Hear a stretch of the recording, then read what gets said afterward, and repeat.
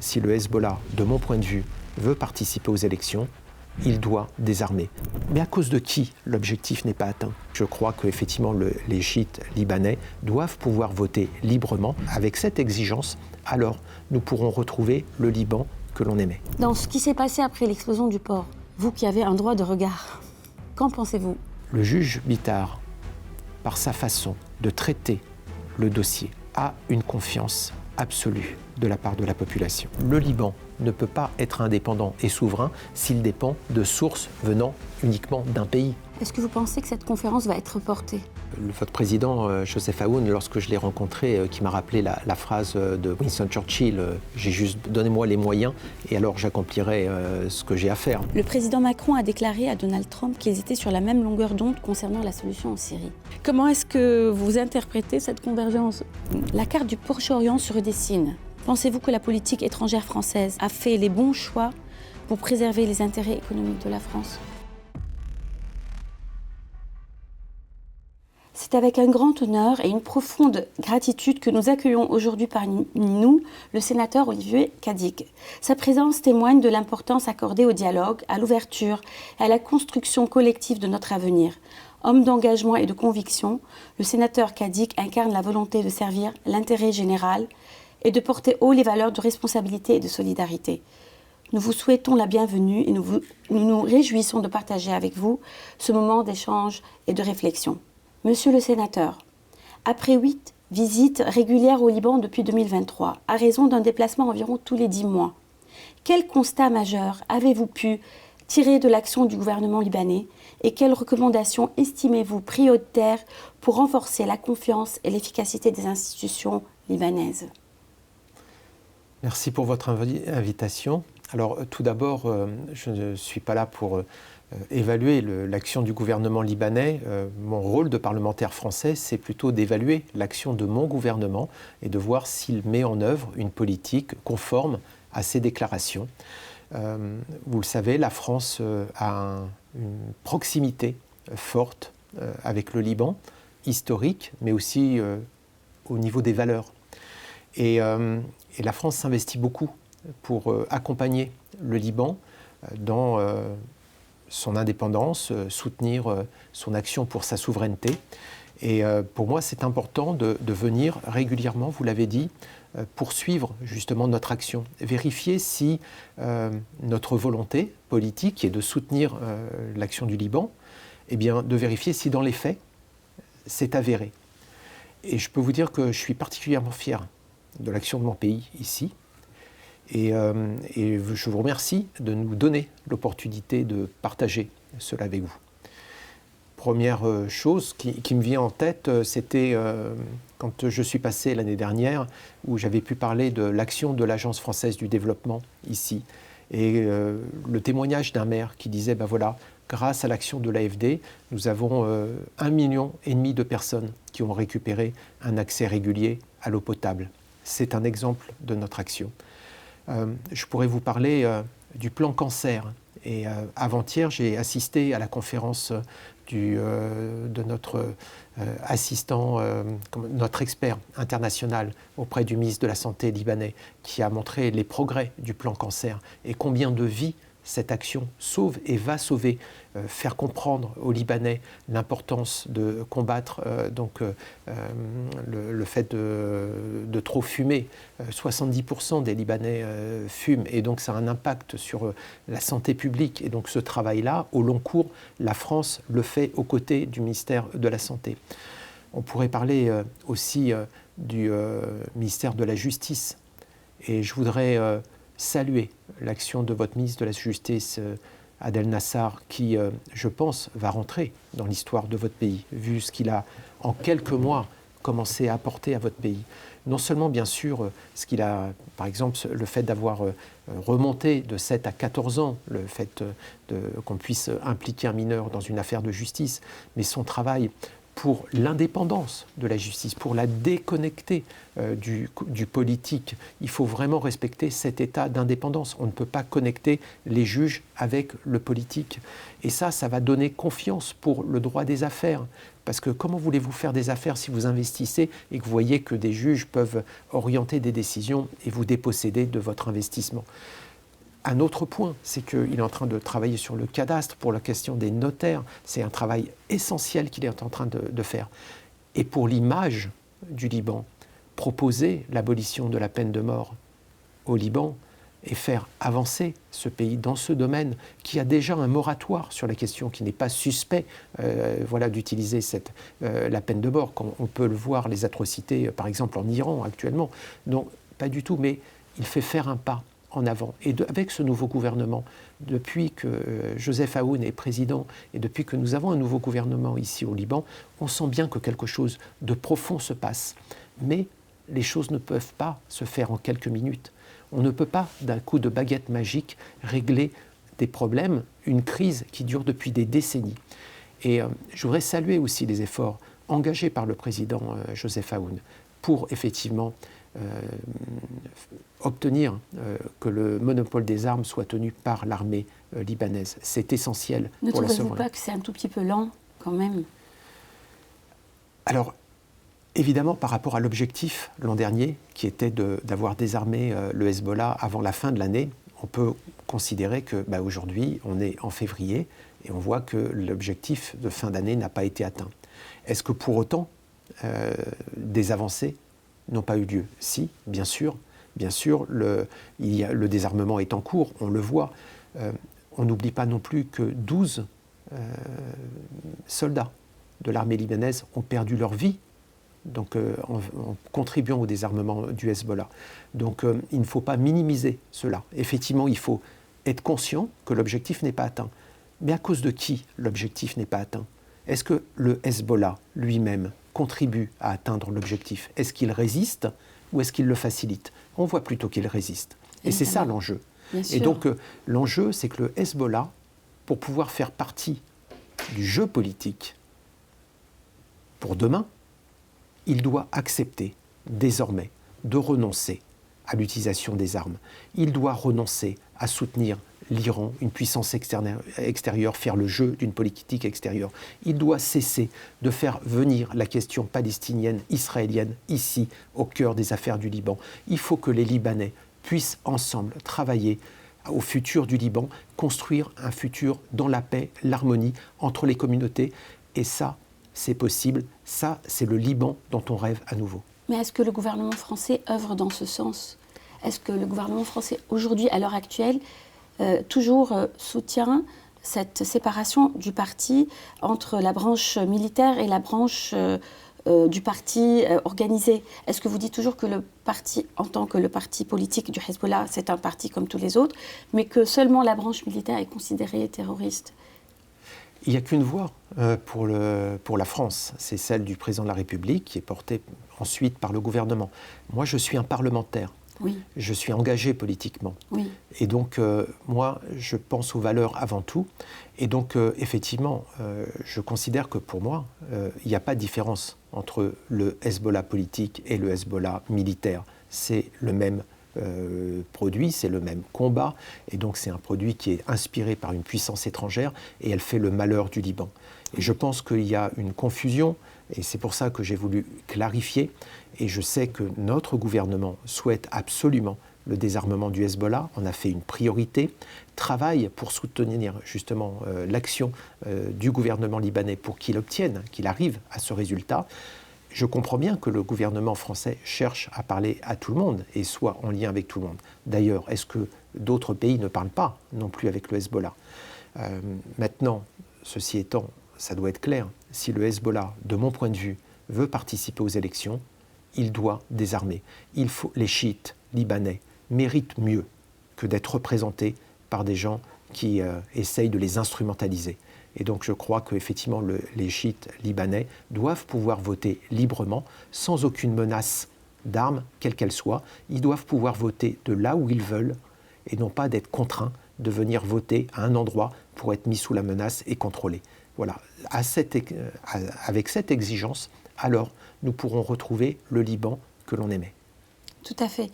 Et que pensez-vous de ce que, quand Macron est venu dernièrement, et quand il a, à la fois précédente, il avait rencontré les victimes de l'explosion du port. Les Libanais ont senti quelque part qu'ils n'ont pas été écoutés parce que juste après, il y a eu les accords avec Total et dont les protagonistes ont été des représentants du Hezbollah et de l'autre parti, Shirit Amal également. Mais et que les accords qui ont été faits pour Total ont été faits avec des protagonistes de ces deux partis-là. Est-ce que vous pensez que les Libanais ont senti que la France était à leur côté dans cette interaction qui s'est passée? C'est-à-dire qu'ils attendaient justice, parce qu'on attend toujours justice concernant l'explosion du port. On cherche à savoir, dire on sait. Mais il faut amener en justice, faire un tribunal, juger les personnes qui sont responsables, parce que toute action qui est impunie va se répéter, qui reste impunie va se répéter. Nous ne cherchons pas à avoir un bouc émissaire, nous ne voulons pas de bouc émissaire. Et tout le monde, et c'est une responsabilité partagée à tous les points de la hiérarchie des personnes responsables au port. C'était pas la première chose qu'il fallait faire, peut-être, au nom de la démocratie et des principes que la France a appris aux Libanais, et que dans toutes les écoles francophones au Liban, on inculque aux jeunes Libanais. C'est-à-dire qu'on est un pays où l'expression, la liberté d'expression est la plus présente dans tous les pays du monde arabe. Et ça vient, ça aussi, de notre culture francophone également. C'est un pays où il y a une certaine liberté d'expression. Sachant que des assassinats peuvent venir ponctuer de temps en temps les personnes qui prennent la parole et qui disent tout haut ce qu'ils pensent, ce que tout le monde pense tout bas également. Il y a la menace toujours qui plane au-dessus de ceux qui disent la vérité. Mais on a une certaine liberté. Tous les Arabes, tous les penseurs arabes viennent ici, de tout temps, depuis les années 60, s'exprimer, réfléchir, voir comment ils peuvent améliorer l'avenir de leur pays. Dans ce qui s'est passé après l'explosion du port, vous qui avez un droit de regard, qu'en pensez-vous? Tout d'abord, si vous me le permettez, pour vos auditeurs, je veux leur faire comprendre le lien particulier et personnel que je peux avoir avec maintenant les familles qui représentent les familles des victimes du port. Les informer que les sénateurs sont élus par des représentants qui sont élus par les Français sur place. Nous avons une élue, Nadia Chahaya, conseillère des Français de l'étranger à l'Assemblée des Français de l'étranger pour l'Asie centrale et le Moyen-Orient, qui a été mon point de contact avec cette organisation, ces familles, qui m'a transmis sa détermination pour aboutir justement à la justice sur ce dossier. Et on en a fait le fil conducteur de notre action commune pour les Français du Liban. Depuis début 2023, j'ai ressenti la douleur des familles qui ont perdu un enfant, un mari.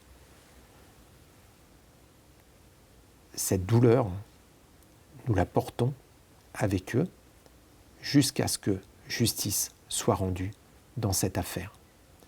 Pour y parvenir, il faut que le juge Bitar puisse travailler de façon totalement indépendante. Vous parlez potentiellement de pression qui peut venir sur certains. Le juge n'en est pas exempt. Il peut avoir aussi Évidemment. des pressions. Évidemment. Et donc, ce dont il faut s'assurer, c'est qu'effectivement, il puisse travailler en toute indépendance pour que la justice passe sereinement. Et c'est ça dont les victimes ont besoin, et leurs proches. Et ça, c'est ce que je ressens. Et mon action avec Nadia Chahaya, c'est de nous assurer que, effectivement, notre gouvernement, la France, la justice française, coopèrent totalement avec la justice libanaise. Je crois que le juge Bitar, par sa façon de traiter le dossier, a une confiance absolue de la part de la population. Et je veux à nouveau rendre hommage au ministre de la Justice, Adel Nassar, parce que du moment où il a pris ce portefeuille en main, nous avons tous ressenti que les choses changeaient et qu'à nouveau, nous pouvions avoir confiance. Alors là aussi, les choses n'avancent peut-être pas aussi vite qu'on l'aurait souhaité. Mais vous savez, si on compare par exemple avec l'explosion à Toulouse d'AZF, ça a pris 17 ans, la procédure. Donc là, depuis quelques mois seulement, depuis que Adel Nassar est à nouveau ministre de la Justice, ministre de la Justice, eh bien, je trouve quand même qu'on sent que les choses sont en train quand même d'avancer. Et donc, je voudrais envoyer un salut aux associations qui représentent les victimes du port, à leurs familles, pour leur dire que je n'enlèverai pas la photo que nous avons faite ensemble, qui est en haut de ma page Facebook de sénateur. Je ne la retirerai pas tant que justice n'aura pas été rendue dans cette affaire. Est-ce que vous pensez que c'est un sujet qui va être pris à la conférence de Paris, à la conférence pour le Liban, pour soutenir l'armée libanaise à Paris? Est-ce que c'est un sujet dont on va parler également? Parce qu'il y a... Quel sujet? L'explosion du port, la justice. La conférence de Paris... de mars. Voilà, prévue normalement le 5 mars prochain. De ma compréhension des choses, c'est plutôt de trouver les moyens de financer l'armée libanaise. Et l'armée libanaise a effectivement comme objectif du monopole des armes, parce que pour le pays, il faut effectivement que seule l'armée libanaise puisse être en mesure d'assurer la sécurité, mais lui permettre aussi de lutter contre le terrorisme, lui permettre de lutter contre le trafic de drogue et lui permettre d'assurer la sécurité des frontières et la souveraineté du pays. C'est ça dont il est question et c'est ce financement qui doit être indépendant, parce que le Liban ne peut pas être indépendant et souverain s'il dépend de sources venant uniquement d'un pays, on comprend bien. Donc ça veut dire que l'armée libanaise serait dépendante d'une puissance extérieure, à nouveau, et ce n'est pas, je pense, ce que veulent les Libanais. Est-ce que vous pensez que cette conférence va être reportée ? À ma connaissance, elle aura lieu le 5 mars. Tout laisse à penser que ça aura lieu, puisque l'Assemblée des Français de l'étranger doit se réunir normalement rue de la Convention, et on voit qu'il y a des aménagements qu'elle devra faire pour laisser place à cette conférence. Donc je pense que ça me semble bien parti. Mais vu que le désarmement se passe lentement, pensez-vous que c'est un empêchement à ce que la conférence se fasse ? Parce qu'il y a d'autres protagonistes, il y a aussi les Américains, il y a les Saoudiens, il y a les Émiratis.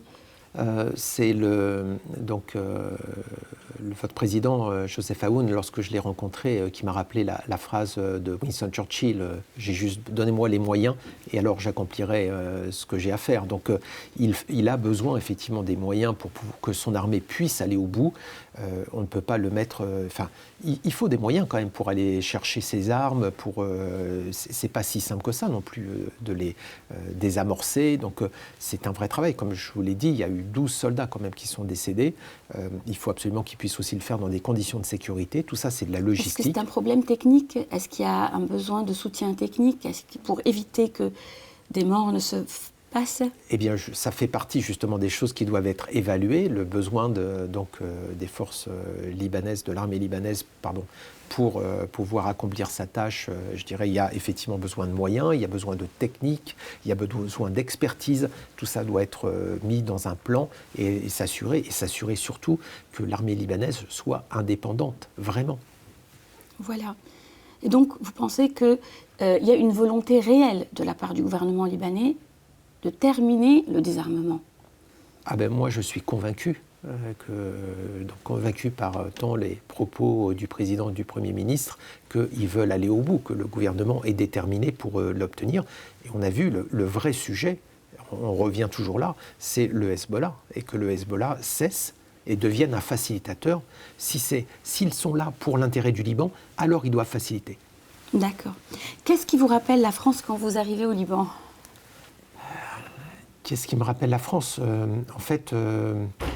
Vous savez, quand je viens au Liban, je suis au Liban, je ne suis vraiment pas en France. Et chaque fois que je passe, j'ai du mal à repartir.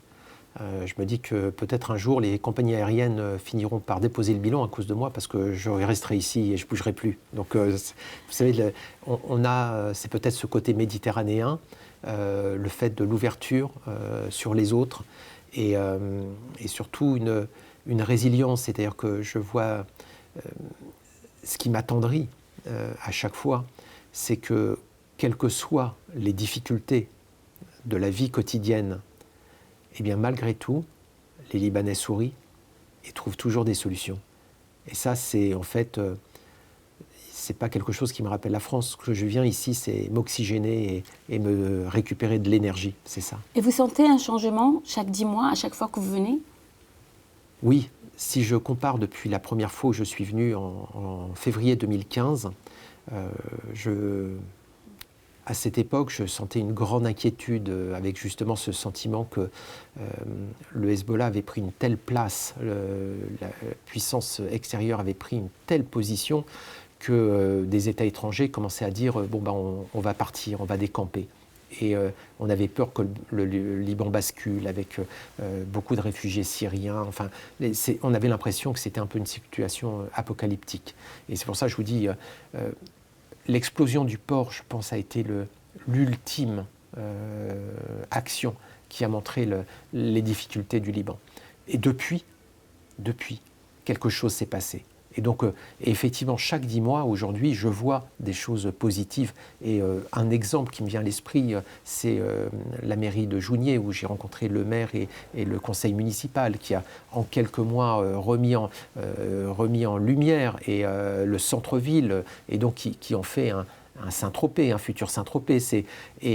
Et en même temps qui commence à imaginer la suite, qui veut utiliser, verdir la voie ferrée, et pourquoi pas imaginer une coulée verte qui irait jusqu'à Beyrouth et qui changerait complètement le moyen de se déplacer entre les deux villes.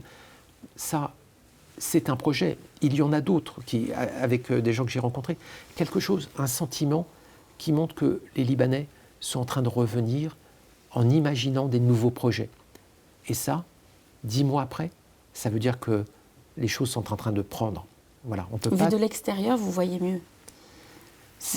Je comprends, c'est tellement lourd ce qu'on a eu à vivre pendant des décennies que ces énergies en fait, qui sont en train de remettre en route les choses montrent que des nouveaux projets sont là et que les gens on commence à avoir à nouveau confiance. Vous revenez actuellement de la Syrie. Qu'est-ce qui a évolué positivement depuis le départ du président Bachar el-Assad et sur quel point le nouveau gouvernement syrien doit encore travailler? Je pense que déjà, il a mis fin à des décennies d'autocratie et on voit les effets d'un régime totalitaire sur une population. On voit le désastre, bien sûr, on voit les destructions en arrivant à Damas. Et on voit aussi, là aussi, des gens qui prennent espoir, qui reprennent espoir pour avoir une vie meilleure. Ceci étant, il reste beaucoup d'inconnus. Et je ne voudrais pas donner l'impression d'être un enthousiaste béat. Il reste beaucoup d'interrogations dans les échanges que j'ai pu avoir sur place. J'ai vu les écoles catholiques, j'ai vu que beaucoup d'écoles avaient été qui appartenaient à l'œuvre d'Orion avaient simplement été expropriés. Donc la question, un des sujets, c'était de les aider à redémarrer, à expliquer au gouvernement qu'on aimerait voir ces écoles repartir avec le soutien de l'œuvre d'Orion. Moi-même, j'étais au lycée français de Damas. J'ai été fasciné de voir comment l'équipe qui gère le lycée a pu traverser les années et nous conserver un lycée vraiment avec des couleurs. Je me suis dit, je m'attendais à avoir quelque chose peut-être dévasté. Ils ont réussi à conserver le lycée en état de fonctionnement et j'étais très impressionné par aussi leur vitalité, leur envie d'avancer. Donc ce que je peux dire, c'est que là aussi, il va falloir beaucoup de temps. Là aussi, il reste des interrogations pour les minorités. Est-ce que vous êtes satisfait de leur situation? Les Druzes, les chrétiens, les Alaouites, les Kurdes? On sent bien que les choses peuvent déraper. C'est une inquiétude. On ne peut pas écarter le regard en se disant que tout va aller très bien. Je pense que pour les gens qui sont en charge aujourd'hui de la Syrie, ils savent qu'ils sont très observés. Ils savent aussi que la communauté internationale a envie qu'ils réussissent. Et donc, ils sont dans ce moment qui est un peu critique, qui est là aussi de remettre les choses en place et de s'assurer qu'ils ont le contrôle aussi du pays, qu'ils ne soient pas eux-mêmes, qu'ils ne voient pas à nouveau ressurgir les démons d'hier. C'est ça qui nous préoccupe le plus aujourd'hui. Le président Macron a déclaré à Donald Trump qu'ils étaient sur la même longueur d'onde concernant la solution en Syrie. Quel jour? Par un WhatsApp que Trump a remis sur Twitter. Ah bah alors. Comment est-ce que vous interprétez cette convergence? Mais parce qu'il y a encore beaucoup à faire en Syrie. Oui, c'est pour ça que à chaque jour suffit sa peine là-bas en Syrie. Donc il faudrait regarder le moment. Je crois que là aussi, c'était un petit peu, vous voyez, ce que vous avez, votre regard avec le temps sur ce qui s'était passé au lendemain de l'explosion du port, le président de la République qui vient, qui fait des choses. Parfois, dans la précipitation, on peut faire des choses à un moment qui peuvent répondre à une instantanéité. Moi, je ne vis pas sous la dictature de l'instant. Oui. Et donc, ce qui m'importe, c'est effectivement qu'est-ce qui est fait, je dirais, dans la durée pour les populations. Et donc, c'est là-dessus que je me fixe. Et je pense que nous tous, on est tous en train de regarder les réseaux sociaux, qu'est-ce qui a été dit, à tout ça. Il faut qu'on soit capable aussi de prendre un peu de hauteur par rapport à tout ça. Ce sont des sujets très sérieux. Et ce qu'il faut, c'est commencer la reconstruction, c'est ça, ce que les gens attendent. Pour que les Syriens reviennent chez eux, il faut qu'ils retrouvent un endroit avec de l'eau, de l'électricité. C'est ça dont ils ont besoin pour pouvoir reprendre le cours de leur vie. Ce n'est pas quelque chose qu'on règle d'un tweet. Exactement. La carte du Proche-Orient se redessine maintenant, lentement et profondément, mais avec de nouveaux acteurs économiques, comme la Turquie, l'Arabie Saoudite, les Émirats Arabes Unis ou même le Qatar. Pensez-vous que la politique étrangère française a fait les bons choix pour préserver les intérêts économiques de la France? Ça, c'est l'avenir qui le dira. Nous avons, vous citez un nombre d'acteurs économiques qui sont des acteurs non seulement en devenir, mais qui s'affirment aujourd'hui, qui sont aussi souvent des partenaires de la France pour faire pour répondre aux besoins de la population dans de nombreux domaines.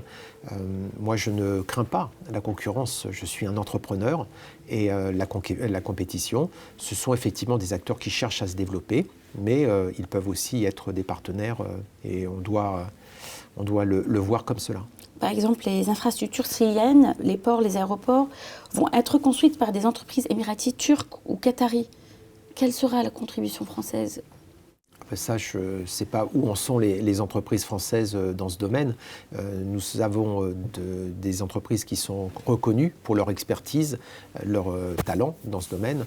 On verra. Il n'est pas impossible parfois, vous savez qu'il y a un investisseur d'un pays, mais finalement, on le fait faire par des entreprises d'un autre pays. Donc, ce n'est pas parce qu'on a un investisseur, par exemple, qatari, qui décide de faire le port que forcément les entreprises françaises seront écartées. J'ai beaucoup d'exemples comme ça où on a pu travailler avec des Émiratis, des Qataris ou des Saoudiens. Et donc je pense qu'au contraire, la France est très présente de plus en plus dans le Golfe et agit avec une vision de partenaire. Pour conclure, est-ce que le Conseil de la paix remplace le Conseil de sécurité de l'ONU? Ou pensez-vous que ce Conseil, créé spécifiquement pour le processus de paix au Moyen-Orient, viendra plutôt compléter et faciliter son mécanisme? Je pense que il y avait une décision au niveau de l'ONU qui a été prise pour justement la question de Gaza. Je crois qu'ensuite, le président Trump s'en est un peu écarté et est parti un petit peu ailleurs. Je pense que l'ONU a été créée avec les États-Unis et tous les États répond à un besoin international. Et nous, la France, on est attachés au respect des principes de l'ONU. Monsieur le sénateur, nous vous remercions du fond du cœur de tous ces éclaircissements.